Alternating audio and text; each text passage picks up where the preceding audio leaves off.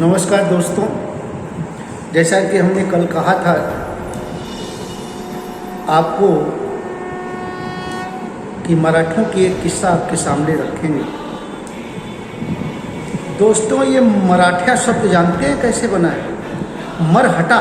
मरहटा इसको बोलते हैं मराठों को। मरहटा उसे कहते हैं कि जो लकड़ी एकदम जला दी जाती है, उसको फूंक दीजिए, आप जला दीजिए, लेकिन वो जलती नहीं, जो है वो वैसे ही कड़ी की कड़ी रहती है। उसी को मराठा कहते हैं। मरहटा से मराठा बना। और मराठों में योद्धाओं की वर्षा थी।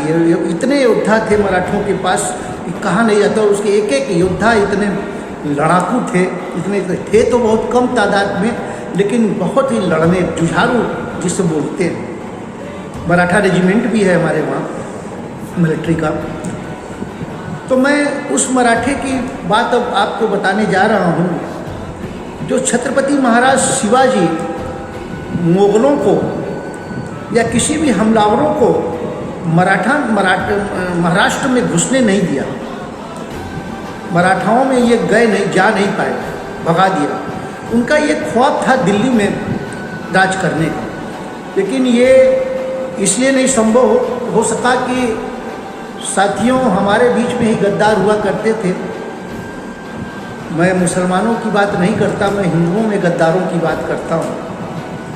शायद हमें लगता है मुसलमानों में एक कौम था पठान, जिन्होंने हमेशा हिंदू राजाओं का साथ दिया, लड़ा है, उन्होंने गद्दारी नहीं की कभी। लेकिन हमारे हिंदू भाइयों ने बड़े गद्दारी की है। नहीं तो हमारे यहाँ कभी हमलावर आ ही नहीं सकते थे। सुन के उनको डर लगता था कि भारत में जाना बेकार है, वहाँ युद्ध हम जीत नहीं सकते, हार ही सकते। लेकिन खैर, इन लोग की साजिश अपने फ़ायदे के लिए मिल जाया करते थे, बुला लिया करते थे, साथ दे दिया करते थे। कहते थे हम साथ देंगे, लड़ाई जब छिड़ जाती थी अंतिम क्षणों में भाग जाते थे अपनी सेना को लेकर। ऐसा बदमाशियों किया है इन लोगों ने, जिनकी बात करना बेकार है इनके विषय में। तो मैं मराठों का एक सरदार की बात करता हूँ जिसका नाम था सदाशिव, पेशवा सदाशिव राय। शिवाजी के मरने के 80-82 वर्ष बाद शिवाजी के सपनों को साकार किया, और जिसने कि दिल्ली पर झंडा फहराया लाल किले पर। वो बड़ा भयानक युद्ध था दोस्तों। पानीपत का युद्ध बहुत खतरनाक हुआ है। अहमद शाह अब्दाली से शुजा-उद-दौला ने अहमद शाह अब्दाली को आमंत्रित किया। जब शुजा-उद-दौला टैक्स देना बंद कर दिए मराठियों को, तो ये खबर गया कि शुजा-उद-दौला का मन बढ़ गया है, ये कर नहीं दे रहा है। तो वहाँ से जब भेजा गया लोगों को, अधिकारी लोग आए, उनसे बात किए तो उनको मार दिया गया। ये बात मराठों को बहुत बुरा लगा, और सदाशिवराव कुरकल उसी समय कूच कर गए उसको सजा देने के लिए। जब उसको ये पता लगा कि वहाँ से मराठी चल चुके हैं हमारे हमसे बदला लेने या हमें दंड देने, तो वो तुरंत जो है उनका लड़का या सिपहसालार कोई था जो तुरंत कहा कि अब्दाली से हाथ मिला लो। तो इन्होंने तुरंत अब्दाली से हाथ मिलाया, खबर किया, अब्दाली भारत के लिए कूच किया।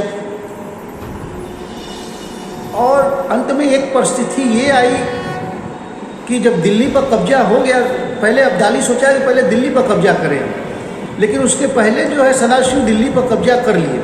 अब्दाली को बड़ा बुरा लगा, और तब तक कंधार से एक खबर आ गई कि जो है तैमूर पंजाब का राजा था, तैमूर भी आया। जब पता लगा अब्दाली आया, तो अब्दाली से कहा कि शहंशाह, एक बहुत दुख भरी खबर है कि वहाँ पर आपके भाई ने बगावत कर दी है, कंधार में बहुत मारे जा रहे हैं हमारे आदमी।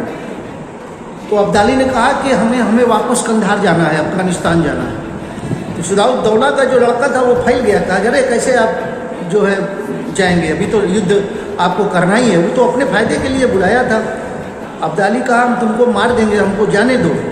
उसने कहा कि जाओगे कैसे, मराठों ने रास्ता रोक के रखा है, बिना युद्ध किए आप नहीं वापस जा सकते। कहा तुमसे ये नहीं मतलब है, मुझे सुलह करना है सदाशिव से, खबर पहुँचाओ। सुलह की बात आई, सदाशिव भी आए। बोला कि सदाशिव उत्तर पूरा तुम्हारा, दक्षिण तुम्हारा, पूरा उत्तर मुझे दे दो। सदाशिव का एक ही जवाब था कि तुम भारत से वापस चले जाओ, फिर मुड़ के भारत कभी आना मत, इसी पर सौदा होगा, नहीं युद्ध होगा। अब्दाली देख लिया कि बात मान ही नहीं रहा है सदाशिव, तो अंत में विकल्प युद्ध था, युद्ध हुआ। उस युद्ध में सदाशिव, इनके साथ इनके भतीजे, इनके और भी योद्धा अच्छे अच्छे मारे गए, और उस युद्ध में अब्दाली का भी बड़ा नुकसान हुआ। अब्दाली वापस चला गया कंधार, और वहाँ जाके सदाशिव को हमेशा अपने मन में बैठाया था। कहा, वारे मराठा योद्धा एक मिट्टी के लिए ये जान दे देते हैं, हम तो लूटपाट करने जाते थे। लेकिन बारे सदाशिव का जवाब नहीं, वो मानते थे, वो सब भी मन में जानते थे कि हर आदमी अपनी औकात समझता है, लेकिन दिखावे के लिए नहीं करता।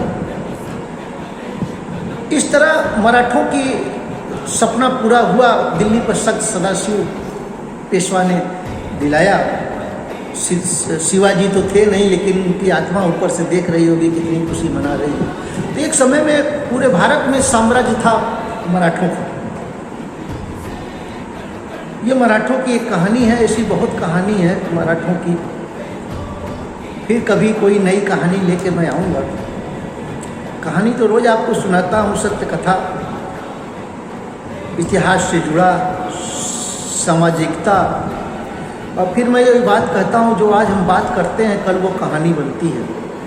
इन्हीं शब्दों के साथ मैं आपसे विदा लेता हूँ, फिर कल मुलाकात होगी। नमस्कार, धन्यवाद।